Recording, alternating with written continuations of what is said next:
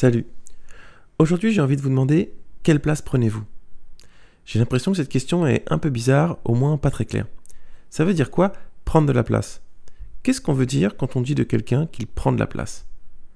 À la fois, c'est pas évident, à la fois j'imagine que comme moi, vous avez une vague intuition de ce que ça peut vouloir dire. Je vous propose avec cette vidéo d'explorer cette intuition, d'essayer de lui donner forme.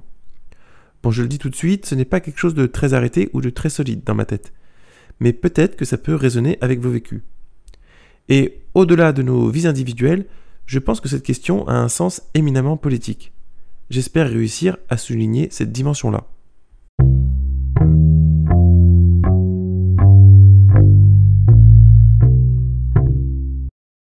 Dans chaque contexte, que ce soit en tête-à-tête, avec ses amis, sa famille, au boulot, dans les associations, les individus prennent une place. Mais donc c'est quoi cette place? Comment la qualifier? Une première question à se poser dans notre enquête, c'est peut-être qu'est-ce qui fait qu'un individu prend de la place? Et comment répondre à cette question? Qu'est-ce qu'on va identifier comme signe de la place prise par quelqu'un? Bon, il y a peut-être des choses un peu évidentes. On peut se demander par exemple qui prend des décisions. Prendre des décisions, ça peut être une manière de prendre de la place. Si dans un groupe, une personne prend plus souvent que les autres des décisions qui affectent tout le groupe, il est logique de considérer que cette personne prend de la place. On a d'ailleurs des exemples très concrets dans le monde professionnel. Quiconque a un supérieur direct, un manager, comme on dit dans notre monde, éprouve la place que cette personne prend dans l'environnement de travail. Dans une équipe, le manager prend plus de place qu'un autre collègue. Il pèse davantage sur la situation. Il détermine de manière plus profonde l'expérience de travail. Et donc dans le même sens, on peut se demander, est-ce qu'on prend la parole? Prendre la parole, c'est occuper l'espace sonore, c'est faire entendre sa voix. Typiquement, c'est une manière de prendre de la place. Mais ensuite, on peut se demander, pourquoi? Pourquoi on prend la parole? Pour exprimer son avis? Mais pourquoi? Parce qu'on a envie d'exprimer son avis? Du coup, peut-être que la première question qu'on doit se poser, c'est la suivante. Quelle place fait-on à nos envies?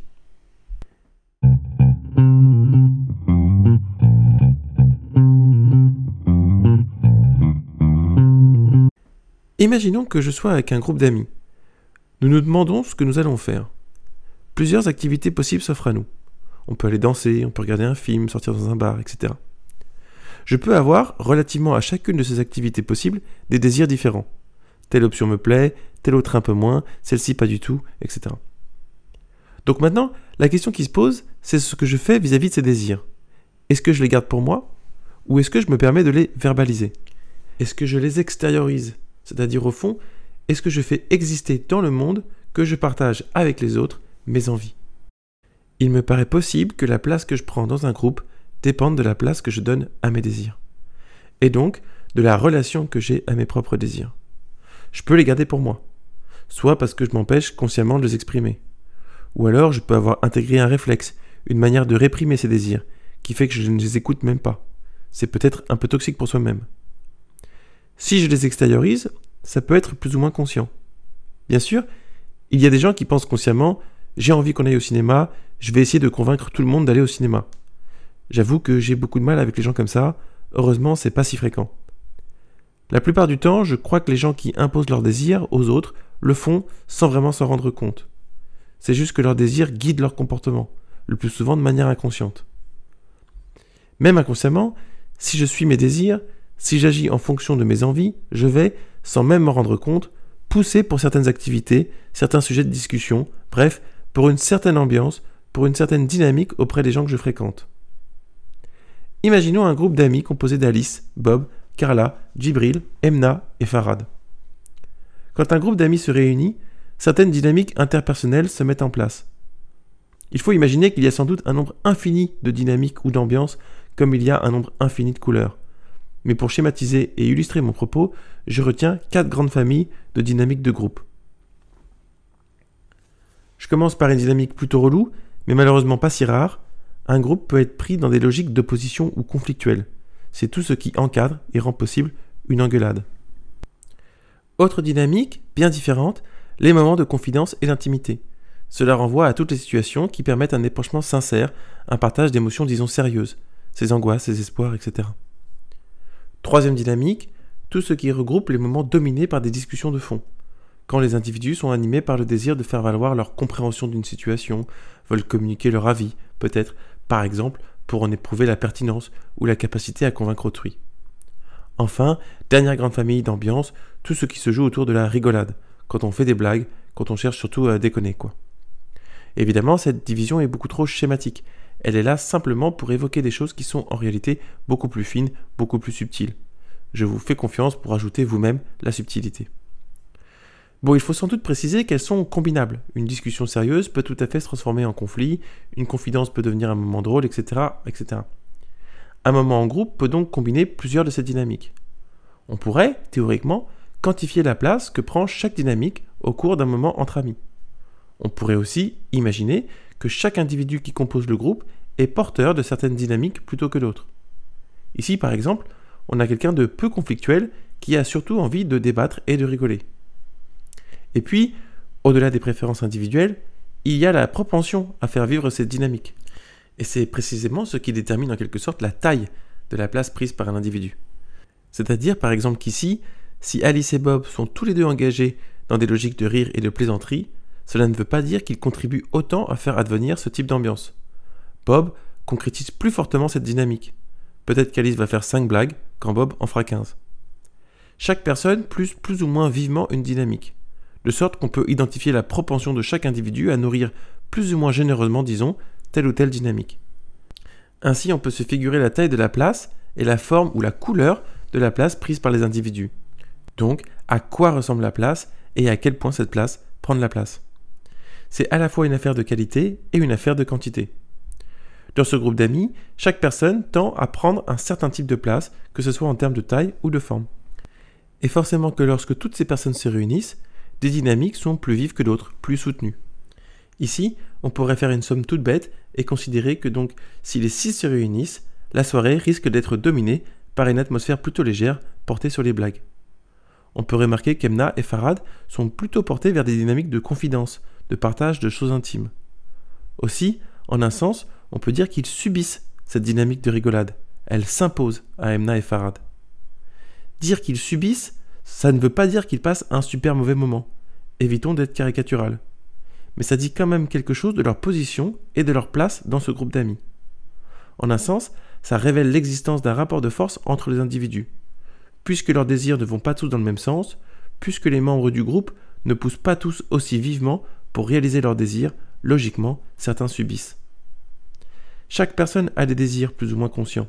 Certains expriment leurs désirs, d'autres les gardent pour eux. Et donc pour chaque personne, la situation correspond plus ou moins à ses désirs. Si on compare Bob et Emna, on peut être tenté de conclure que les désirs de Bob sont davantage satisfaits que ceux d'Emna par leur soirée. En un sens, la volonté de Bob l'a emporté sur celle d'Emna. Il est important de noter que ce rapport de force est donc potentiellement très subtil. Bob n'a pas l'impression d'imposer quoi que ce soit. Bob a simplement une certaine conception du dîner entre amis. Une conception et des désirs qui fondent cette conception. Ici, l'envie ou le besoin de rire. L'idée qu'un bon moment entre amis, c'est un moment où on rigole. Bob n'identifie aucune raison de se remettre en question. Tout le monde aime rire, n'est-ce pas ? Tout le monde est content de passer une soirée à rigoler. Aussi, en rentrant chez lui, Bob se dit que c'était vraiment une soirée super. Emna, de son côté, se dit peut-être que c'était sympa, mais sans plus. Elle aurait aimé une ambiance un peu différente. Cela fait donc 2 perspectives sur la situation. Qu'Emna ait bien ri aux blagues de Bob donne peut-être l'impression à ce dernier qu'elle a passé une soirée aussi bonne que lui. En un sens, Bob a l'impression que ses désirs sont universels. Bob oublie qu'il y a d'autres manières, d'autres dynamiques possibles dans un groupe. Il oublie que certains ou certaines voudraient avoir une discussion sérieuse ou se confier sur la période difficile qu'ils traversent, etc. Bien sûr, il y a aussi le cas où Bob n'a rien oublié du tout, c'est juste qu'il s'en fout et qu'il veut imposer son truc. Mais je préfère parler de la situation à mon avis plus fréquente où tout simplement on se laisse aller à tenter d'obtenir l'objet de ses désirs, et ce, au détriment des désirs des autres. Là, Bob oublie de faire consciemment attention aux autres. Il vit selon son rythme. Il ne cherche pas activement à identifier les désirs et besoins de ses amis pour leur faire une place. Il fait comme si le monde entier s'alignait sur ses désirs. Partir du principe que tout le monde veut la même chose que soi, c'est typiquement quelque chose qui conduit quelqu'un à prendre de la place. Bob est peut-être plein de bonnes intentions, peut-être même est-ce pour lui une manière d'exprimer son amour pour ses amis, mais toujours est-il que Bob leur impose son rythme. Sans forcément se rendre compte, on peut ainsi prendre de la place, c'est-à-dire laisser nos désirs et préférences modeler l'ambiance d'un moment partagé en groupe. On en avait déjà parlé, je crois, dans cette vidéo sous cet angle. Une manière de mesurer cette place, dans un cas comme celui du dîner d'amis, c'est d'observer la variabilité des ambiances en fonction des personnes présentes. Si tout le monde n'est pas présent à chaque dîner, on peut remarquer l'impact et donc la place qu'ont des individus dans un groupe en comparant les différentes configurations. Par exemple, ça c'est l'ambiance dominante quand tout le monde est là. Mettons désormais que Bob et Carla ne sont pas là. Eh bien ça fait une soirée très différente. Les confidences deviennent l'ambiance dominante et de manière générale, la répartition est un peu plus équilibrée. Mais ce n'est pas seulement parce que 2 personnes sont absentes que ça diffère autant. Si au contraire ce sont Emna et Djibril qui ne sont pas là, finalement, l'ambiance générale de la soirée ressemble beaucoup à celle quand tous les membres du groupe sont présents. Si ce sont Alice et Farhad, cette fois qui sont absents, on retrouve également un équilibre plutôt similaire aux soirées où tout le monde est là. Il est très difficile d'avoir pleinement conscience de tout ça quand on se voit entre amis. Les angles morts ne manquent pas. Par exemple, puisque Bob et Carla ne sont pas là pour voir que l'ambiance est si différente sans eux, il est très difficile pour eux de percevoir la place qu'ils prennent. Autre angle mort. Si Carla aime particulièrement Bob, elle n'aura peut-être pas l'impression que Bob prend de la place. Surtout si elle aussi tend à préférer les blagues. Chaque fois que Bob prend la parole pour raconter une anecdote ou faire une blague, Carla passe un bon moment.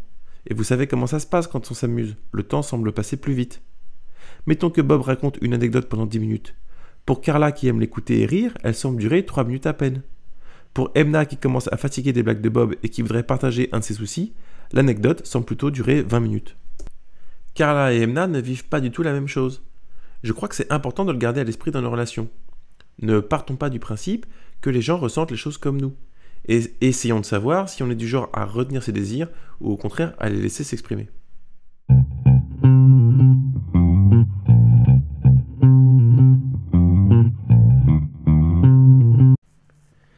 La place qu'on prend est directement dépendante de la place que les autres nous donnent.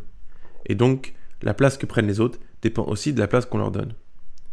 Considérons une famille de 3 enfants. Il y a l'aîné, le ou la cadette, et le ou la benjamine. Pour l'avoir vécu moi-même, je peux vous dire que s'il y a un important écart d'âge, on peut vite se sentir dominé quand on est le ou la dernière. C'est pas forcément une domination toxique ou malsaine d'ailleurs. C'est simplement que les grands frères ou grandes sœurs peuvent représenter, qu'on le veuille ou non, des modèles, des autorités. Et un modèle, une autorité, par définition, ça prend de la place. Ses actions, ses choix de vie, ses décisions, ses prises de position. On donne à tout ça une importance symbolique plus grande du fait de ce statut particulier. De l'autre côté, l'aîné peut avoir été témoin de la place que le ou la dernière prenait auprès des parents. Chaque membre de la fratrie est aveugle à la place qu'il prend pour les autres. D'autant qu'il s'agit là de relations qui s'étendent sur des années. Les dynamiques sont profondément ancrées et il est d'autant plus difficile de s'en libérer. De manière générale, les relations longues ou les relations de grande proximité, comme les relations amoureuses ou familiales, sont celles où les déséquilibres sont vécus les plus intensément. Au sein d'un couple, par exemple, il n'est pas difficile d'imaginer que la domination est cumulative. Si Alice subit au quotidien la domination de Bob, quand il voit des amis et que Bob lui coupe la parole, c'est d'autant plus écrasant. Autre dimension importante du problème. La place qu'on prend dans une situation donnée dépend de la place qu'on nous donne par ailleurs. Ce que je veux dire, c'est par exemple que notre statut social joue un rôle dans les relations interpersonnelles, même quand celles-ci semblent y échapper. Considérant encore le cas d'une famille de 3 enfants, on pourrait avoir envie de penser que leur relation dépend majoritairement de leur enfance, de ce qui a été vécu ensemble, etc.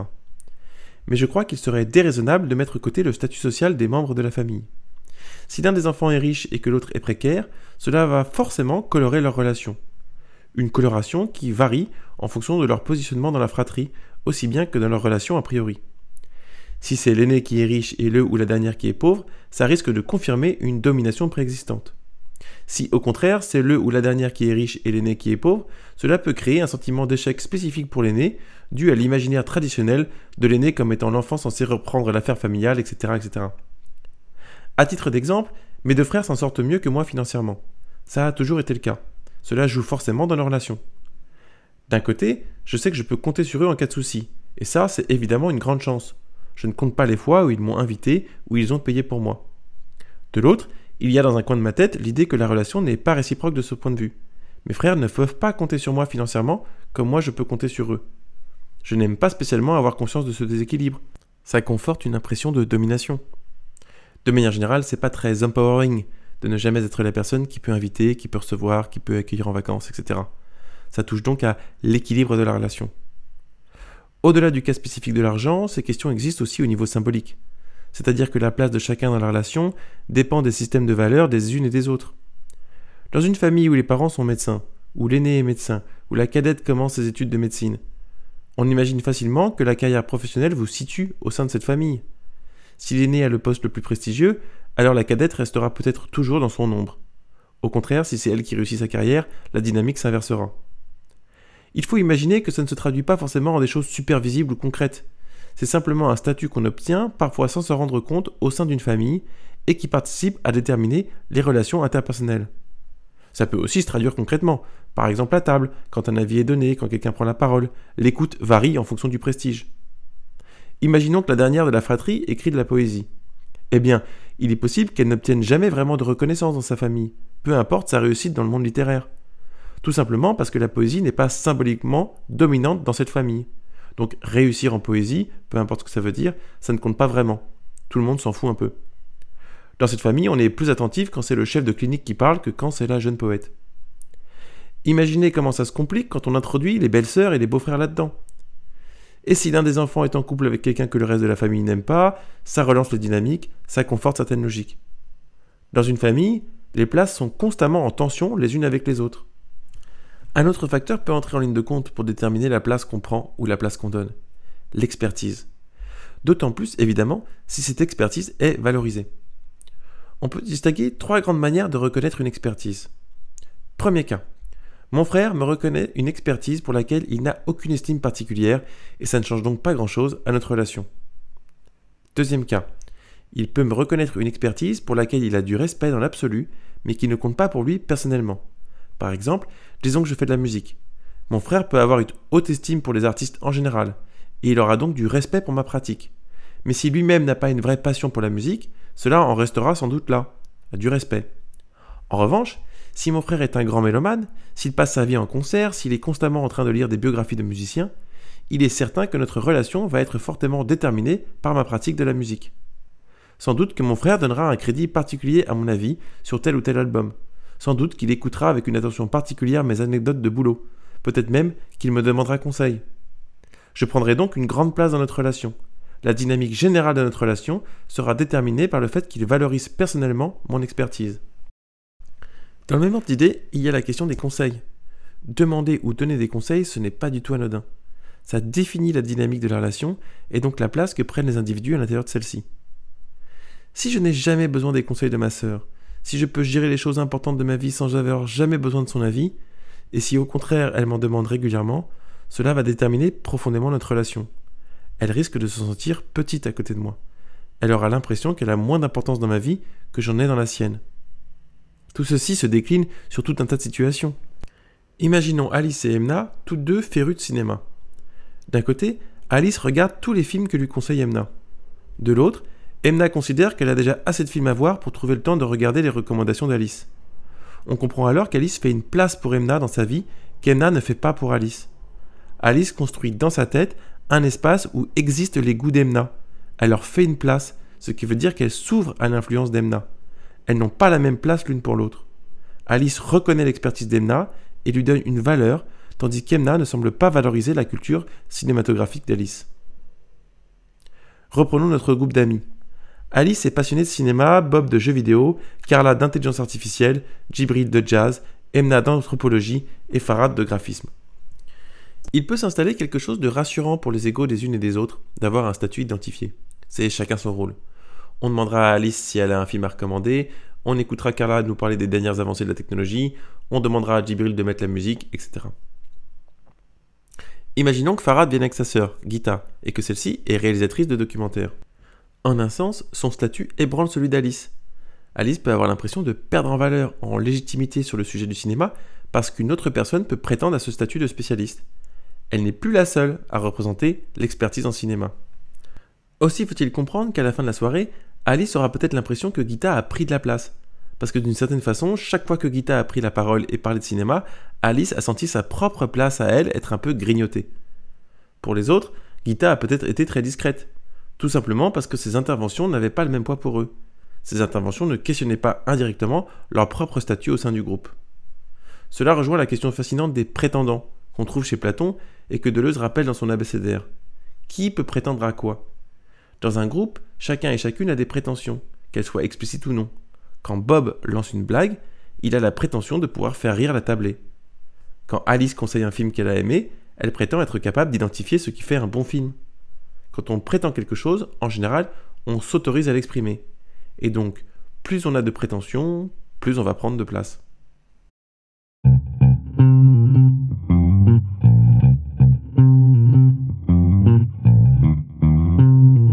Revenons au lien entre la place qu'on prend dans un groupe et la place qu'on a au sein de la société en général. Si Bob a réussi ses études, trouvé un job rapidement, monté les échelons de sa boîte, si sa vie professionnelle est un succès, cela va lui donner une forme de confiance.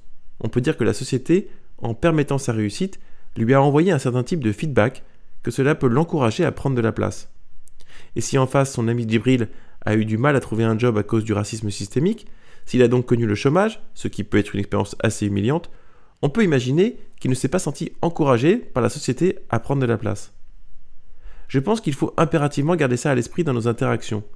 Nos réussites et nos échecs sont autant de signaux que nous renvoie le monde qui encouragent et découragent certains comportements.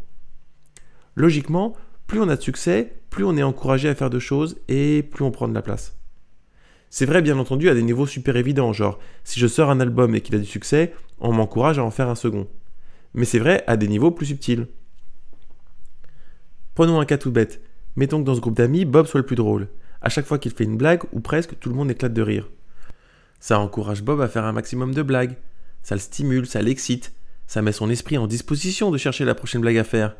Et il est bien probable aussi que ça le conduise à augmenter le volume sonore de ses prises de parole. Il fait une blague, tout le monde rit, et devant la manifestation de son succès, la preuve que ses blagues sont appréciées, Bob déclame sa blague suivante avec encore plus d'assurance, en parlant encore plus fort, comme s'il était en train de faire du stand-up et qu'il était évident que tout le monde voulait pouvoir entendre distinctement la blague de Bob. Et si Bob a le courage de faire des blagues en public, c'est peut-être parce qu'il a développé une certaine confiance en lui.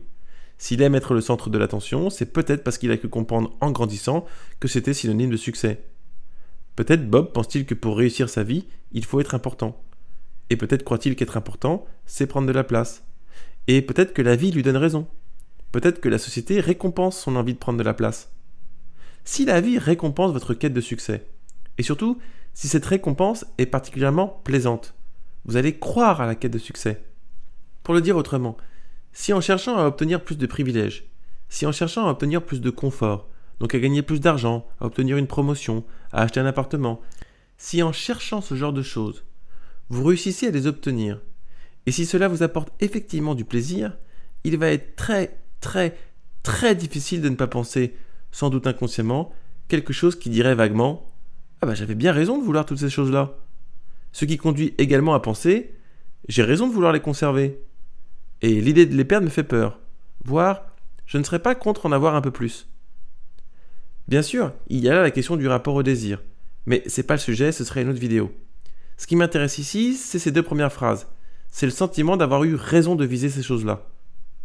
Parce que c'est une validation de son propre mode de vie.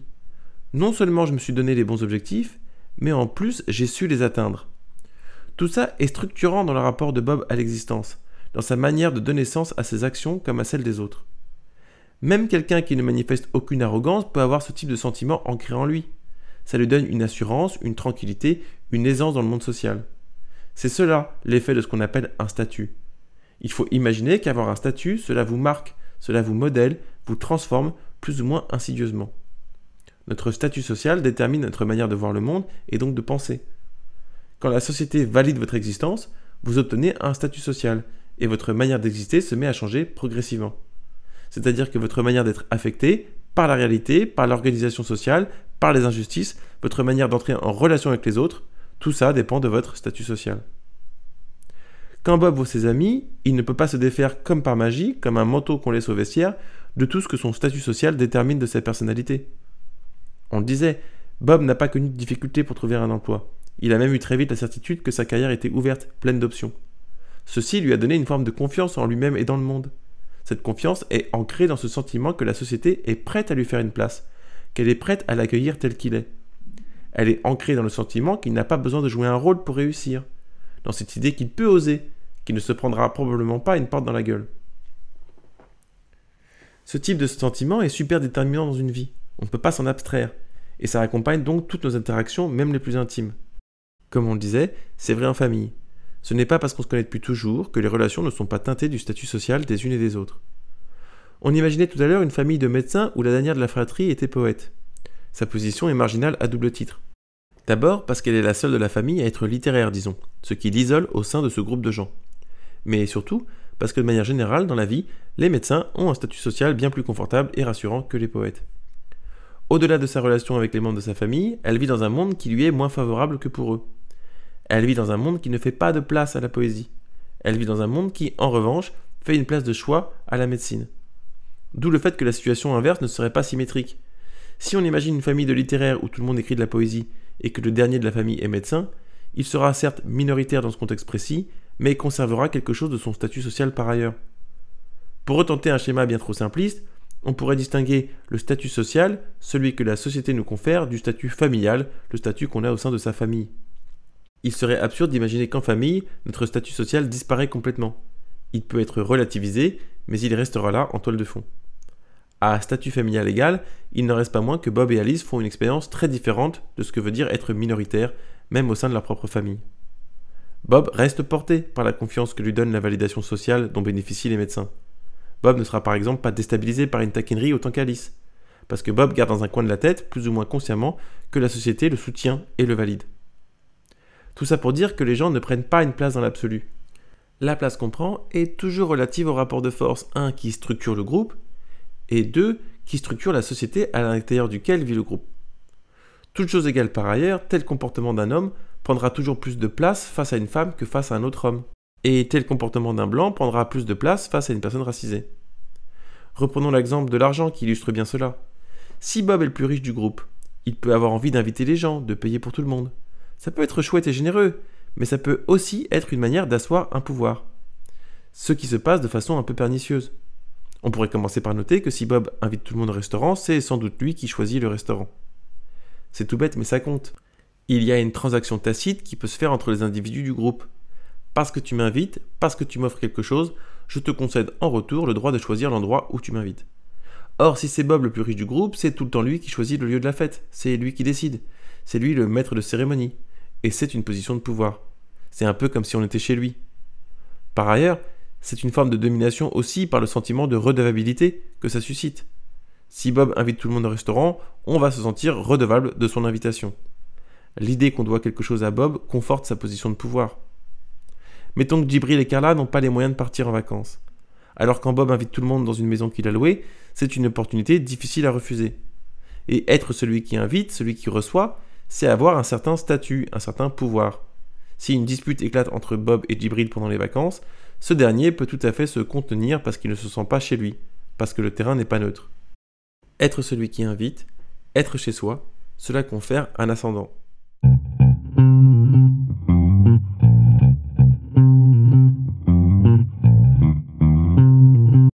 C'est pour ça d'ailleurs qu'il existe toute une réflexion autour de l'hospitalité.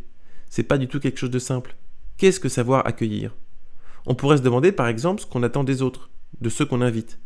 Bob peut bien attendre de ses invités le respect et l'estime qu'il leur porte lui-même, ça semble normal. Mais si Bob s'attend, plus ou moins consciemment, à un respect supplémentaire, du seul fait qu'il invite, s'il s'attend au fond à ce qu'on respecte son statut de maître de la maison, par exemple en comptant sur le fait que les grandes décisions de vacances passent par lui, ou au moins qu'on s'assure de son assentiment, tout d'un coup c'est autre chose. Accueillir conduit Bob à affirmer une forme de domination. Ce n'est pas manichéen, on peut être un autre très sympathique et dominant. On peut être généreux et prendre de la place. J'invite seulement à se demander quelle place on laisse aux autres. Y répondre, c'est une manière de prendre conscience de la place qu'on prend. Parce que parfois, la place qu'on prend revient à nier la place de l'autre. Je voudrais illustrer ça avec un exemple personnel. Une ex-petite amie aimait souvent me balancer des trucs un peu désagréables, des petites moqueries. Parfois, je lui faisais remarquer que ça me blessait. Sa réponse était la suivante. « Oh, j'ai bien le droit de te taquiner. » Et j'ai toujours trouvé ça super éclairant comme remarque.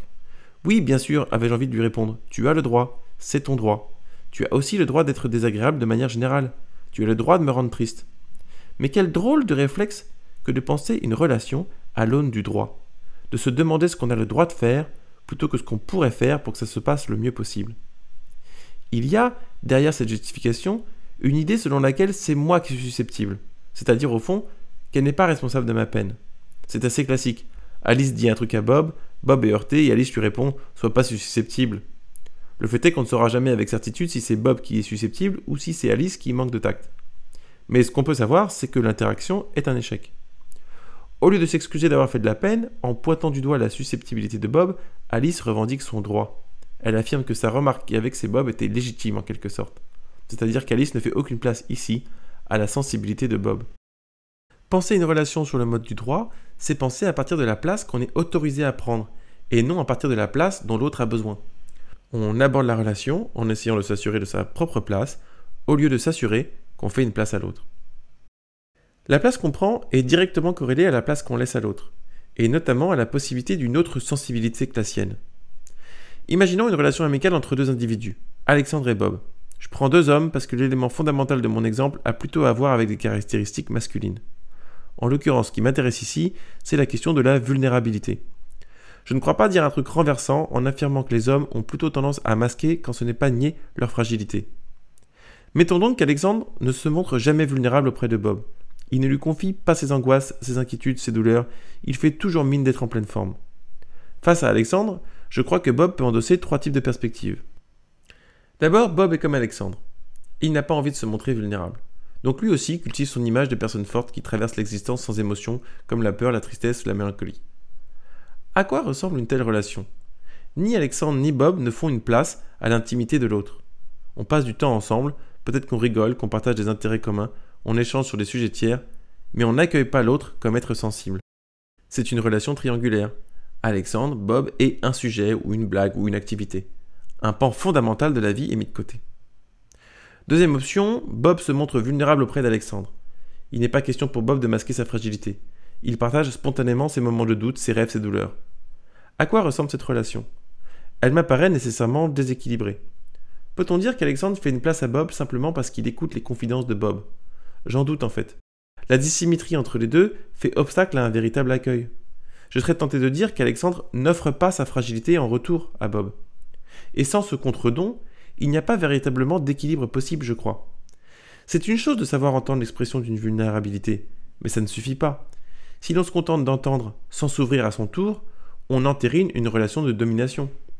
Et de fait, pensez à ce qui se joue avec un thérapeute.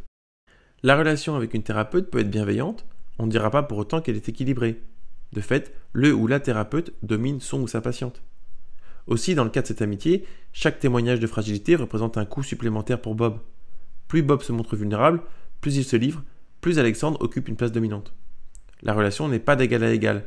L'un a vu l'autre fragile, mais l'inverse n'a pas eu lieu. Troisième cas. Bob aimerait se montrer vulnérable, mais face à l'attitude d'Alexandre, s'en empêche. À quoi ressemble cette relation ?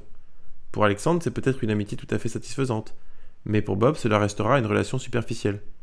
Il lui faudra tisser des liens avec quelqu'un avec qui il pourra être vraiment vulnérable. Une relation qui permet véritablement à la vulnérabilité de s'exprimer, ce n'est pas seulement partager ce qu'on ressent, c'est se donner une chance de se changer mutuellement. C'est faire une place à la sensibilité de l'autre. C'est accepter que la sensibilité de l'autre vienne se mêler à la sienne. En un autre sens, c'est accepter une forme de collaboration pour voir les choses autrement. Quand je suis vulnérable avec l'autre, je me donne une chance de regarder mon existence depuis un autre angle, celui de l'ami. Et voir ma vie différemment, c'est déjà un peu vivre différemment. Je crois que c'est un truc fondamental dont on ne parle pas assez dans les relations, la propension à être changé par l'autre. On peut être très proche de quelqu'un, on peut avoir beaucoup de choses en commun, on peut partager plein de moments, mais une relation prend une dimension supplémentaire quand on s'influence mutuellement. À mes yeux, c'est le plus haut degré qu'une relation puisse atteindre. Faire une vraie place à l'autre, à mon sens, c'est ça, c'est devenir un peu comme elle ou lui, c'est se faire volontairement contaminer par le regard de l'autre. Et c'est pour ça qu'il faut interroger les contextes dans lesquels on voit les gens. Voir des amis en groupe, ce n'est pas du tout la même chose que se voir en tête-à-tête. C'est plus difficile de se montrer vulnérable, c'est plus difficile de faire une vraie place à l'autre. Des personnes qui pourraient écouter en tête-à-tête vont avoir tendance à s'imposer en groupe. Des personnes qui s'écrasent en groupe peuvent donner des bons conseils en tête-à-tête. Bref, voilà, il faut que j'arrête cette petite promenade qui aura duré bien plus longtemps que prévu au départ. J'espère que ça vous donnera envie de questionner la place que vous prenez au sein de votre famille, de vos groupes d'amis, de vos associations militantes ou autres. Et peut-être aussi que ça vous fera voir différemment la place que vous accordez aux autres. N'hésitez pas à vous abonner et à partager. J'ai un blog sur Medium maintenant où je mets des scripts de vidéos et d'autres choses. Un compte sur Blue Sky et sur Threads. Enfin bref, tout ça est en description. À bientôt!